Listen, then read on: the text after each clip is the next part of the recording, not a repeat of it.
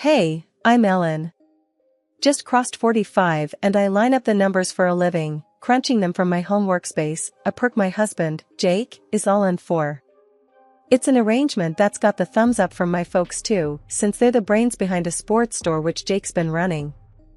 Jake took charge of the family business a bit after we got hitched.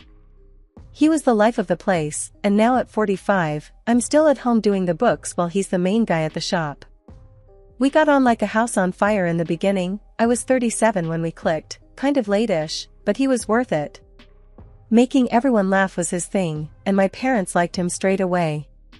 Didn't matter to us, we didn't have kids. He was cool with it, really cool. Life was sweet. We ate together, shared house jobs, the works. But as the years ticked by, things kind of soured. He'd come home only when the streets were empty, and I'd be alone cleaning and making sure everything was right at home.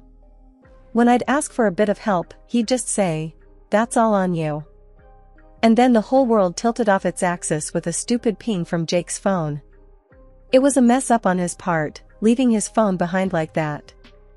I heard the noise while I was in the middle of something and thought it was weird. His phone lit up with messages that made my heart stop.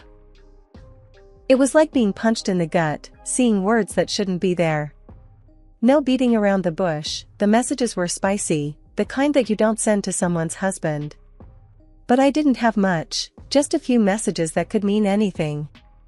When the man came out of the shower looking for his phone, I was cool. "You forgot this," I said and slid the phone over. His hand snatched it up quick. "Thanks," he mumbled, and before diving into his inbox, he asked, "Anything interesting happen while I was gone?" I considered for a quick second whether to throw it all in his face, make a big scene. But I had zilch. No concrete proof, just a gut feeling and some ambiguous texts. So I shrugged. Same old. He nodded and dived into whatever it was that needed his urgent attention. "Always a crisis somewhere," he muttered. And just like that, I was undercover.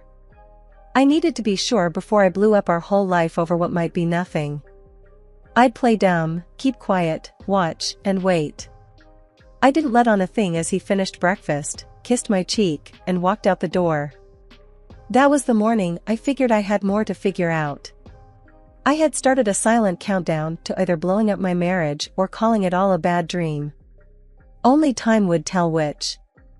Nerves were my breakfast that morning, my hands jittery like I'd downed the entire pot of joe. I rang up the detective agency, the one that supposedly knows how to untangle the webs of lies without breaking a sweat. Acting the part of a clueless spouse, honestly, it should earn me an Academy Award. I plastered on the happy wife face, served up Jake's beloved medium-rare ribeyes, and tossed in some buttered peas for good measure, acting as if the world hadn't just tipped on its axis. Jake, well, he was his usual self, cracking tired jokes across the breakfast table, clueless that I was onto him, or was he? Sometimes the way he'd glance up from his phone, his eyes narrow like he smelled something fishy, made me wonder if he was wise to the game. I had to be slick, couldn't let the facade slip. Later, I slid into the car, the engine purring to life just as my inner turmoil was. The meeting spot for this so-called detective? A coffee shop that was the epitome of nondescript, tucked between a laundromat and some hole-in-the-wall store selling knickknacks and paddywhacks. Frank was no run-off-the-mill gumshoe. Toughness clung to him, the kind that's seen enough shady corners to know what lurks in the shadows. He had a handshake that suggested I could break you, but I'll wait. "So, what's tipping you off to foul play?" Frank's voice didn't just ask the question, it demanded the truth. "It's like intuition dialed up to 11, I responded, trying not to let slip that I was nearly coming undone beneath my calm veneer. "He's secretive, dodgy, coming home when he knows I'll be zonked out, and then there's the texts." Frank's eyes didn't miss the tremor in my hands as I showed him the snapshots of Jake's texts. He scrolled through them in silence, his jaw tightening just a hair with every swipe. "We'll see who your husband's been texting. Check his habits, his lies, he won't know what hit him," he said, the last part with a shadow of a grin that didn't reach his eyes. The price tag was a punch to the gut, but I was in too deep to back out now. Let's do it, I said, even as my inner accountant screamed. Home was a minefield now, each step choreographed so Jake wouldn't suspect a thing. But the weight of the secrets turned every "I love you" into quicksand. Jake settled on the couch, the blue TV glow casting ghostly shadows. "You've been off. Everything okay?" His concern sounded almost genuine. "Yeah, just a hard day is all." I played it off, cringing inwardly at the deceit caking my words. He grunted, half listening, thumbing his phone like it was wired to his survival. "If you say so." The bedroom was my escape, but sleep was a joke. As I laid in the dark, waiting for the eventual weight of him on the other side of the bed, each creak of the house was a whisper of what might come to pass. The skies were a nasty shade of gray, and my phone wouldn't stop going off with warnings. "Tornadoes coming, Ellen," they said, and you could feel it in your bones it was true. Jake was all business, pulling stuff from the shelves like a man with a plan. "Basement. Now," he said, without looking up. "I'm grabbing supplies. You, get the weather radio from the barn." Didn't sound like a suggestion. It was getting ugly outside real quick, with the wind getting pushy. I bundled up and dashed out to the barn. The clouds were low, and I wondered if they were trying to tell me something. The barn was a black hole. I felt around for the light but gave up quick. I knew where the radio was, or I thought I did. Then, like a bad joke, the door slammed shut behind me. "Damn," I said out loud, hoping it might make me feel better. It didn't. "Jake." No answer, just the wind being a bully to everything in its path. I pushed at the door, but it was like pushing against a brick wall. "What the heck?" I muttered, and then it hit me like a slap, this was no accident. The door had been shut tight from the outside. "Jake? This ain't funny," I said, louder this time, but the wind stole my words. I banged on the wood so hard my hands hurt, but the door didn't budge. Then I got it. This was Jake's doing. "Why?" I whispered, more to myself than anyone who could hear. A bad taste settled in my mouth. I kicked at the door, not because I thought it'd open, but because it felt better than doing nothing. "Hey!" I shouted. Nothing. Just the sound of hell's bells ringing outside as the tornado chewed up everything in its path. I should have been scared for my life, I guess. But it was the betrayal that stung me fierce. You expect the weather to turn sour, but you don't expect it from your husband. "I'm stuck in here, Jake," I screamed at the door.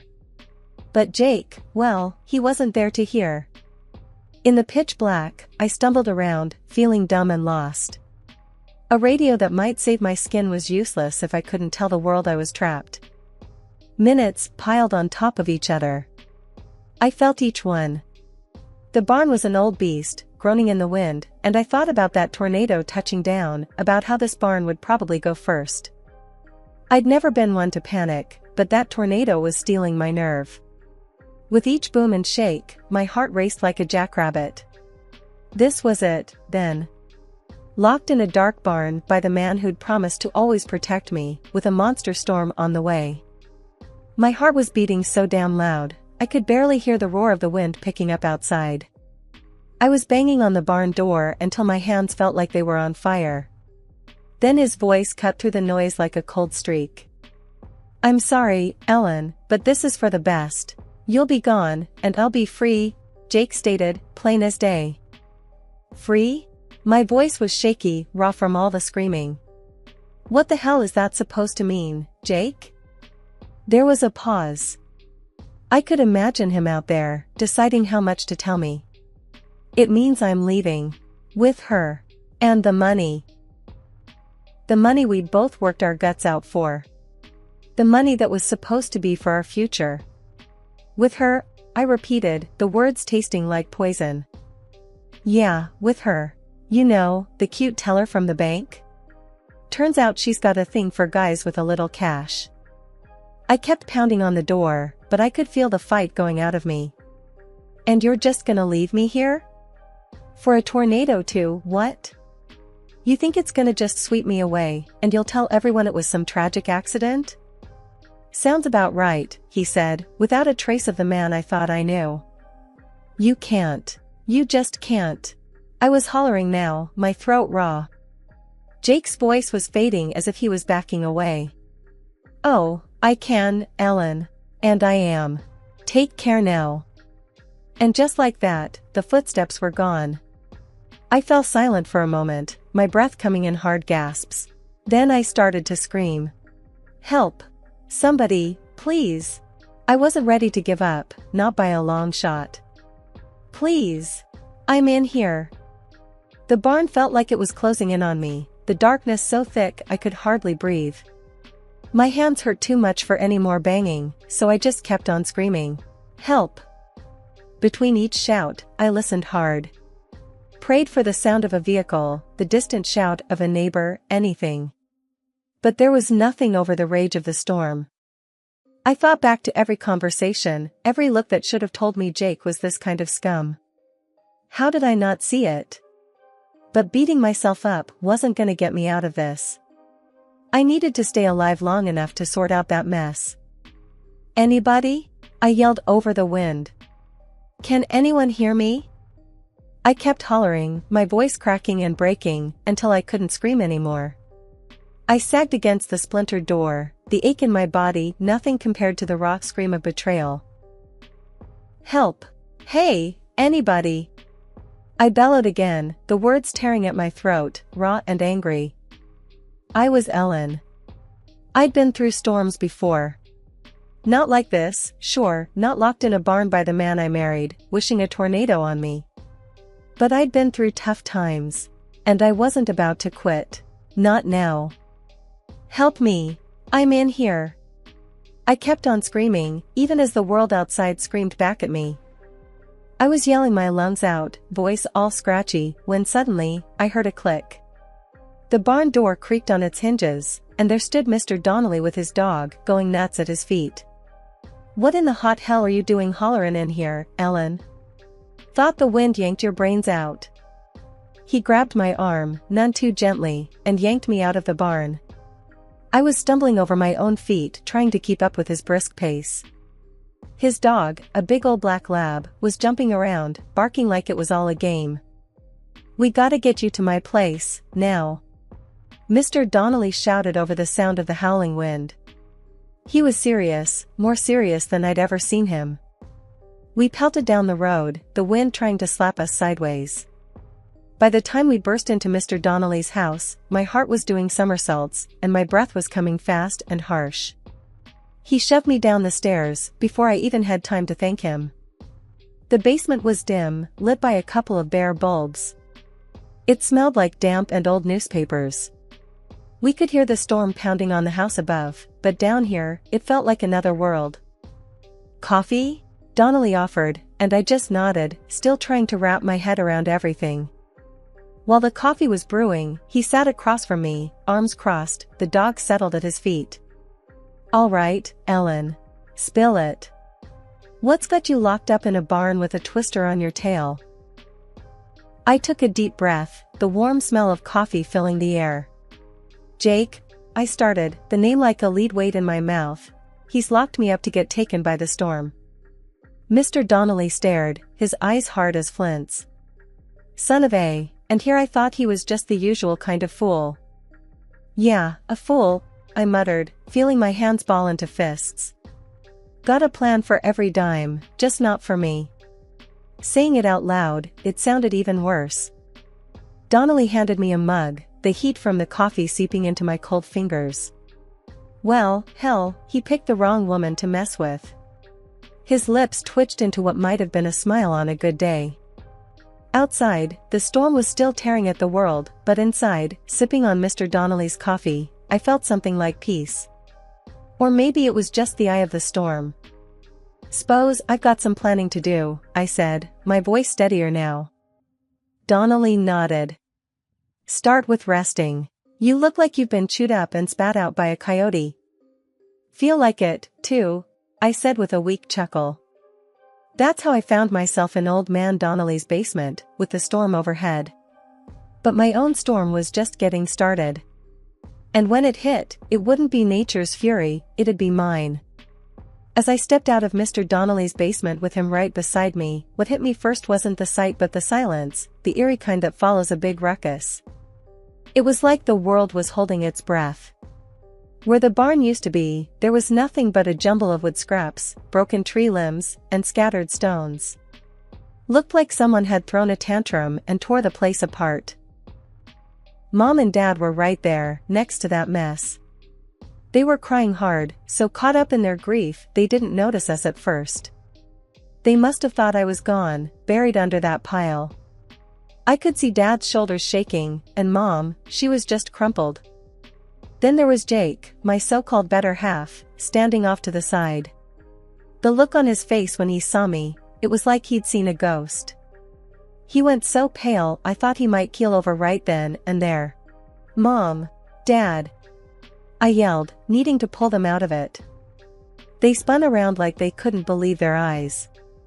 Mom was on me in a flash, her arms so tight around me I could hardly breathe. "We thought," she tried to say, but couldn't finish. "You thought wrong," I told her, pulling back to look at Jake. "With everyone watching, I said it straight. This one," I tipped my head towards Jake, "locked me up in that barn. Figured I'd be history after the storm hit." The words hit like punches. Dad's face went from heartbreak to anger so fast I swear I could see the change. "What?" he said, real low and dangerous, turning to Jake. Jake tried to find the right lie, I could see it. "Now, listen." "Not a word," Dad cut him like a knife. "No room for talking now. Your lies are worth less than spit." Mom was looking at me, then at Jake, putting it together. "You did this?" The hurt was raw in her voice.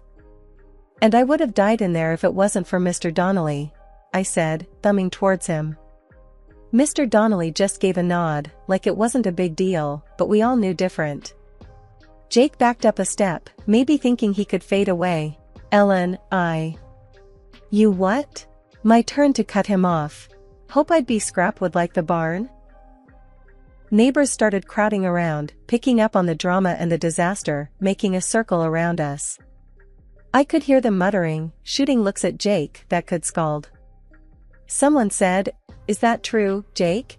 And all he could do was stand there, mouth working with nothing coming out.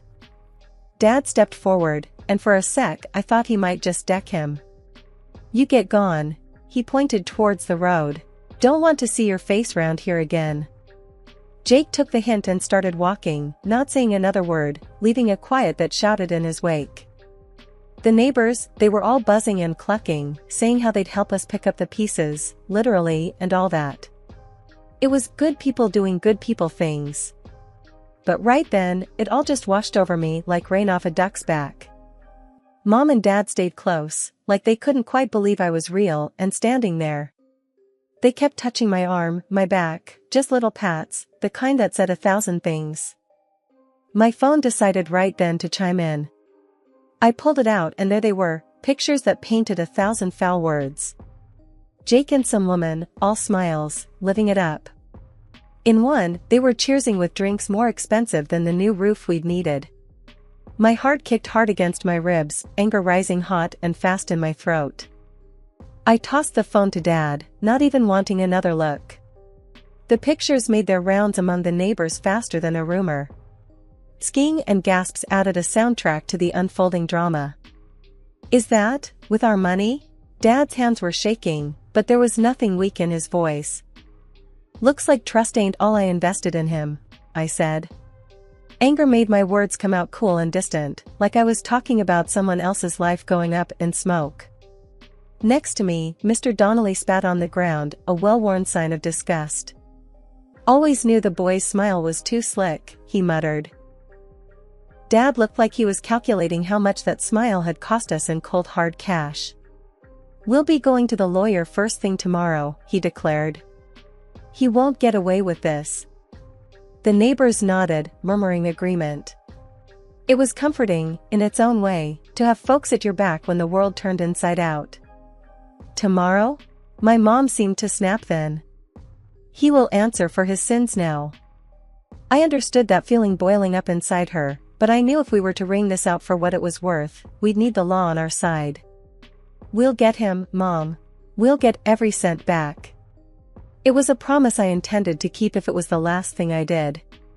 We spent a few minutes going back and forth about what to do next, but it was mostly just to keep our hands busy while our minds raced.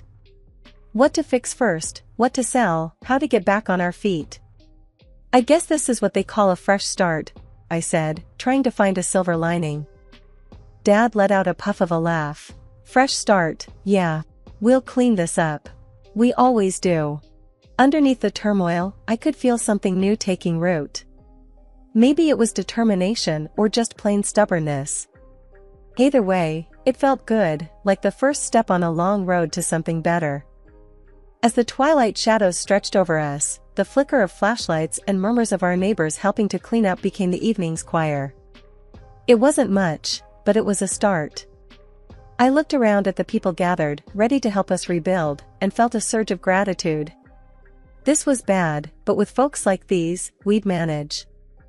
The clang of the courthouse door echoed in my ears as I stepped into the hallway, the sound of finality. My shoulders, which seemed to have been near my ears for months, finally relaxed. Outside, the sun was fighting through the gray clouds, and it felt right, like the universe was agreeing with the judge. I could get used to this, I mumbled, half to myself, half to the world. Mom, who hadn't let go of my hand since we walked in, gave it a squeeze. To justice? Me too, Ellen.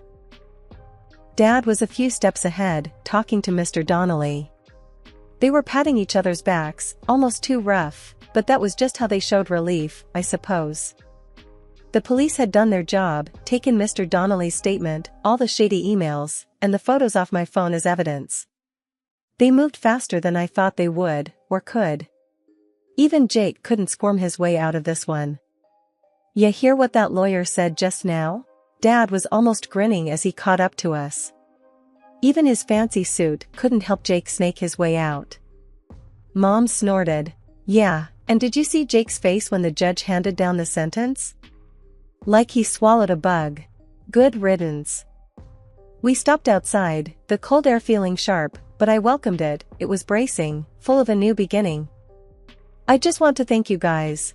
I looked at Mr. Donnelly, for believing in me. He waved me off. "No thanks needed. Justice had its day, finally." Dad nodded. "We're a family. A unit. Ain't nothing that's gonna break that, you hear?" "I hear you, Dad. Loud and clear," I replied. As we walked towards the car, there was this tight feeling in my chest. Not from sadness or fear, but something else, relief, maybe. It was hard to put a name on it.